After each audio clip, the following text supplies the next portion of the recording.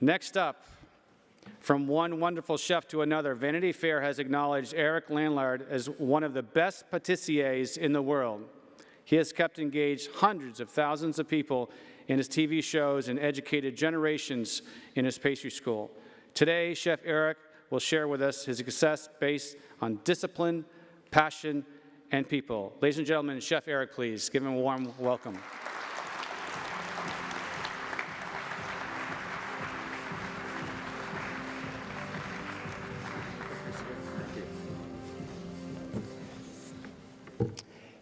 Good morning, everybody, and thank you for being here with me at that. First of all, I wish you all a truly inspiring weekend celebrating our beautiful industry, especially in these challenging times. And of course, good luck to everybody who's taking part in the competitions later on today and for the next 3 days as well. When I was invited to speak today, I didn't want to talk just about success and awards. I wanted to talk about the journey, because that's what shapes us as chefs and as people. So,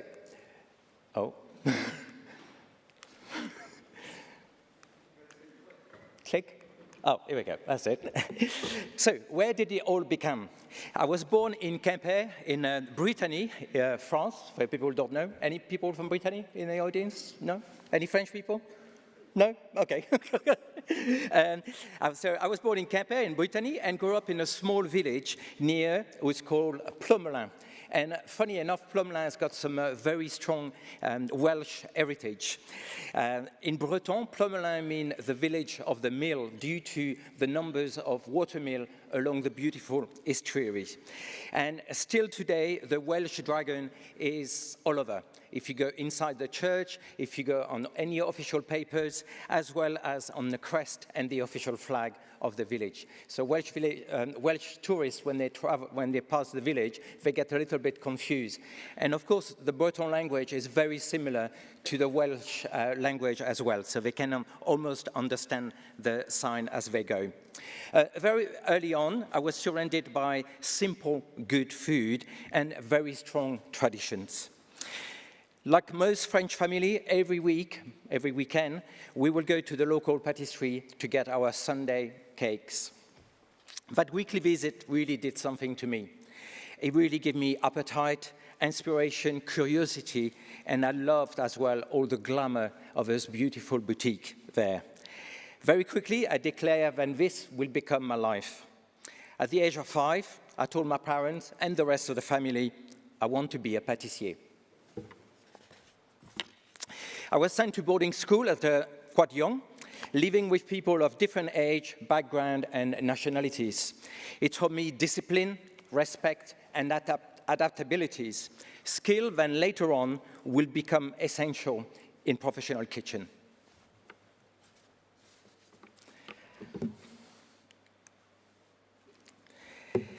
I started my apprenticeship at 16 at Maison Le Grand, which you can see here, which sadly doesn't exist anymore. Nobody took it over.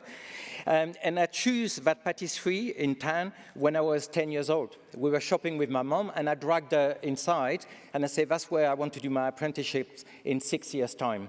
The reason for that, number one, it was the best patisserie in town out of the 20 plus we had. Number two, probably the most important thing, they were the only one making the chocolate from scratch. I wanted the best, and I wanted the hardest place. If I was going to train, I wanted the real deal. It was tough, long hours, pressure, can you imagine, as a 16-year-old, but incredibly honest work, and I loved it as well, completely. I learned early that talent meant nothing without guidance. I was lucky to work under mentors who pushed me very hard. That was my mentor, Monsieur Le Grand there, and that's me at 17, already doing demos with him on stage at a big food show in Brittany. I was lucky to work under mentors who pushed me very hard, but also believed in me, and sharing their own knowledge right through, and most importantly, their own passion for the profession, even when I doubted myself. 2 years later, I passed my apprenticeship in flying colors, becoming first apprentice of my region in Brittany and second best apprentice of France. A great achievement, of course, but more importantly, it really made my parents proud, including my mentors, making everybody's patience, hard work worth it, and that really meant everything to me.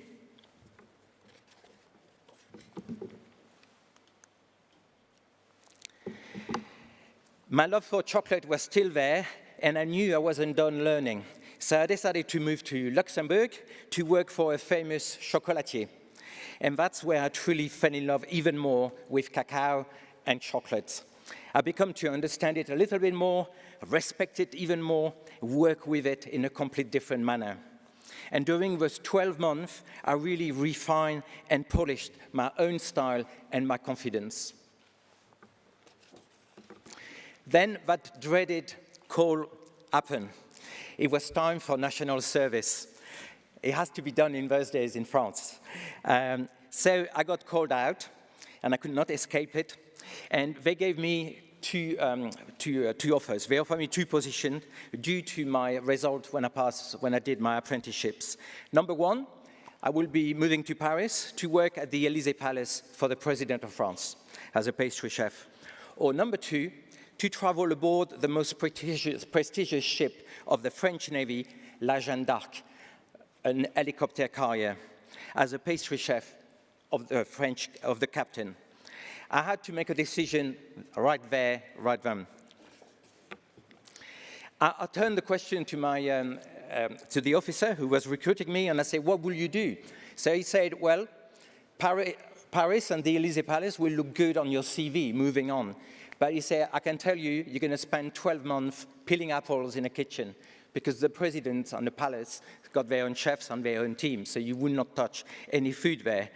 But if you go on a Jeanne d'Arc, on a ship, it will just be you and another young chef, which I just recruited before you, another 20 years old who just finished his apprenticeship, and the 2 of you will be in charge of that kitchen there." So I choose the ship. 2 years, 17 countries, representing France to diplomats, royalty, politicians at just 20 years old.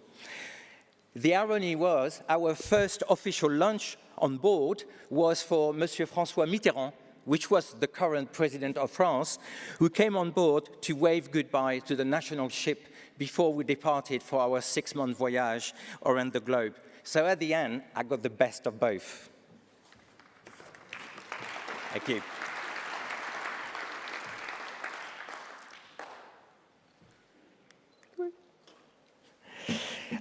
Life wasn't all glamorous. You have to remember, it wasn't a cruise ship. It was still a battleship. 25 sailors, parts of our little team for the captain, sharing a tiny dormitories. It did give me PTSD from boarding school.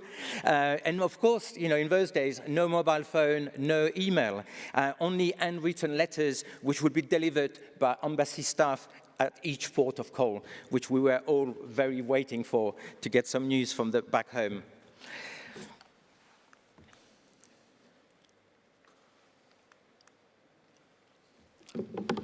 Oh, I was cute there.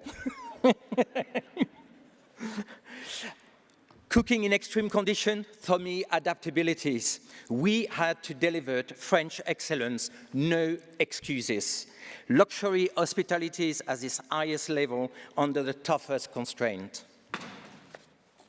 I had barely traveled beyond France and Luxembourg, and suddenly I was seeing the world, culture, people, perspective, new ingredients, or ingredients I only seen in books suddenly were there on the front of me, and some incredible new one as well. It changed me forever. When I came back, I decided to carry on traveling, but I thought I needed to improve my English a little bit more. So I moved to London for 1 year to improve my English. Then I was planning to move to the US, where I already got some jobs offers, or I was planning to maybe to go to Hong Kong as well, because I remember reading in a professional chef magazine about the incredible hotels in Hong Kong and Macau. So I was like really tempted to move on there. But London ended up having some other plan for me. You have to remember as well, this was the late 80s. And even London was a completely different place. London was a completely different place. That's not me, by the way. To be honest, it was actually very hard. I found it very difficult, the move to London. Housing, food standards, daily life really felt backwards compared to what I left behind me. I nearly left at that time.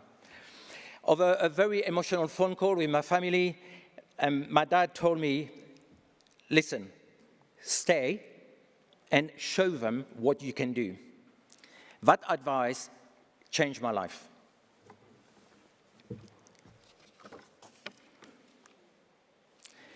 I came to London actually to work for the Roux brothers. At the time, the Roux brothers were everything. They were the only chef with 3 Michelin stars in the UK, and they were the only chef we really heard about or read about back home in France. Working for them really felt unreal.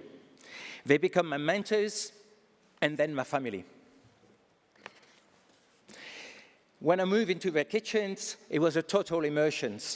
Everything was in English, all the recipes, everything.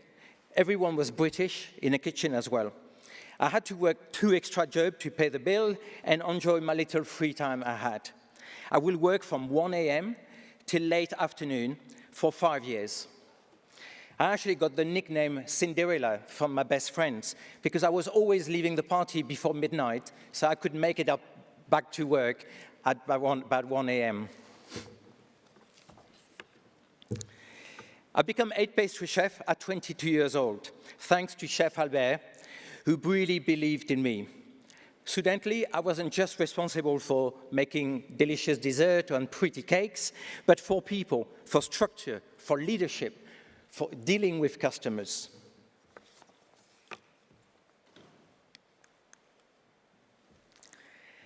Then I decided with my best friend to set up my own business, a wholesale patisserie. Leaving the Roux brothers was heartbreaking. Albert didn't speak to me during my notice period, and I felt like I was disappointing a father.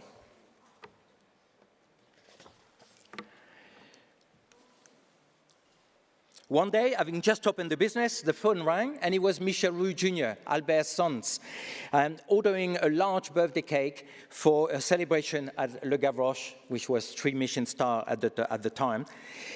Typical of the family, supporting their protégés and making sure they're doing well in their new business.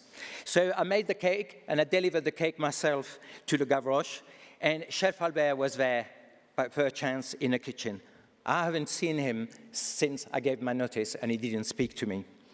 He called me over, "Come here, my dear boy," that's what he used to call me, and he gave me the biggest hug ever, and he told me then suddenly a bad day turned into a great one. Well, he didn't use this word, but I'm trying to be polite.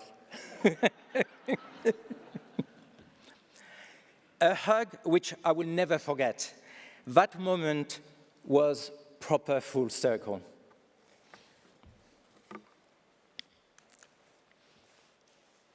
Quick. Success for our business was almost immediate.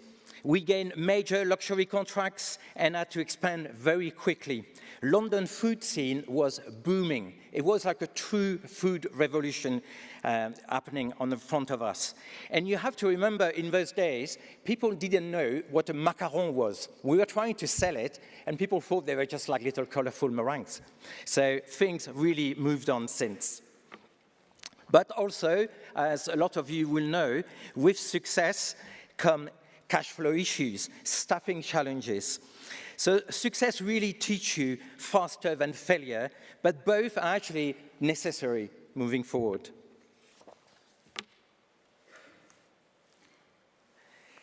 Following some high-profile orders for the royal family, pop stars, famous model. You can go on ChatGPT and ask who. Television opportunities started to come. First, some little slot on daytime TVs, and then a big breakthrough with 4 TV series commissioned by Channel 4, giving 50 episodes. And I'm proud to say as well, the first series came out a year before the Great British Bake Off, which everybody always say, oh, it was the first TV show dedicated to baking. Actually, we were the first TV show dedicated to baking on British television. Then the series ended up being broadcast worldwide to BBC World, opening a huge international audience, which I still look after today via my social media, food shows, and other events all over the world. In addition, I published 8 books covering anything from home baking, tart of different varieties, afternoon tea, and of course, a book dedicated to my favorite ingredients, chocolate.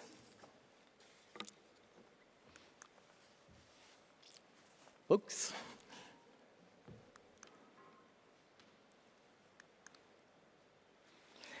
From there, incredible other opportunity followed. When I was working with the Roux brothers, I learned about consultancies. They were consultant for British Airways, Marks & Spencer's, huge brand of hotels, which I didn't know that concept existed. So suddenly I stepped into this very lucrative new world, which demanded a lot of creativity and incredible challenges, which I still adore today.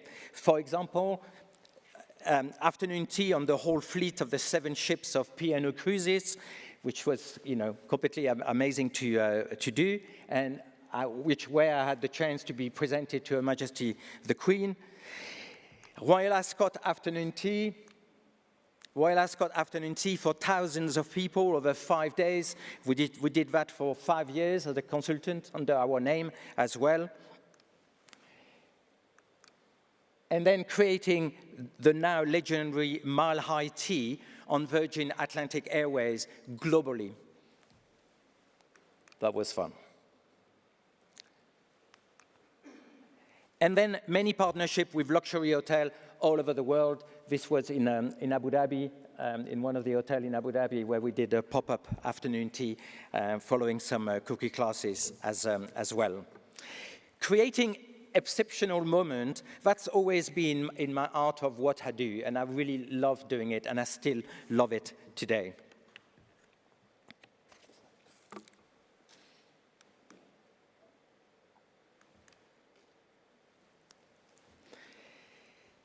Opening my baking school in early 2000 was deeply personal for me. It was almost like payback time.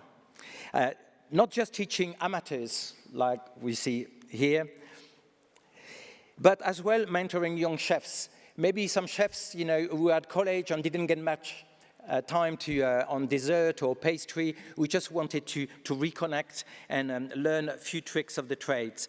That passing on was generously given to me all those years ago, and it was time to pass it on back and really sharing my passion as well as it is there.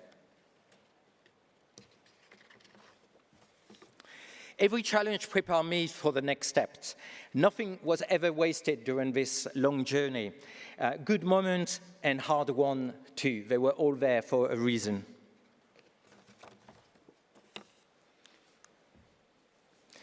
And if there is one thing I really learned, it's this, really. No one succeeds alone.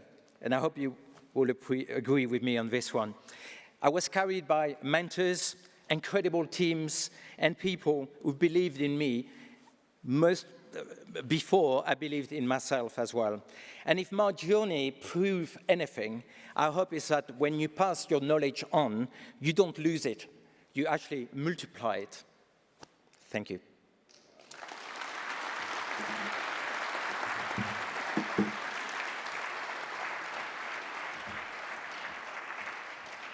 Chef, if you can stay with us.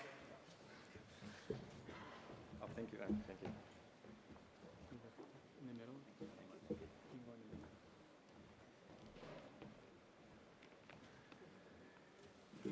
Ladies and gentlemen, wow, huh? How special is this guy?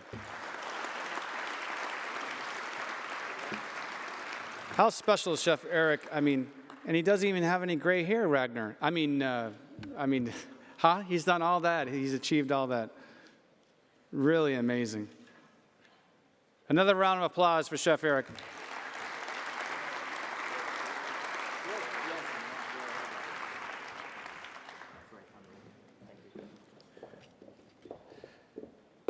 So now is time for our first coffee break. The coffee, you can enjoy the coffee in the atrium, and we are going to be starting sharply in 30 minutes, and we're not going to wait for you, okay? So 30 minutes, come back here and enjoy the coffee. Thank you so much for a good start to the morning.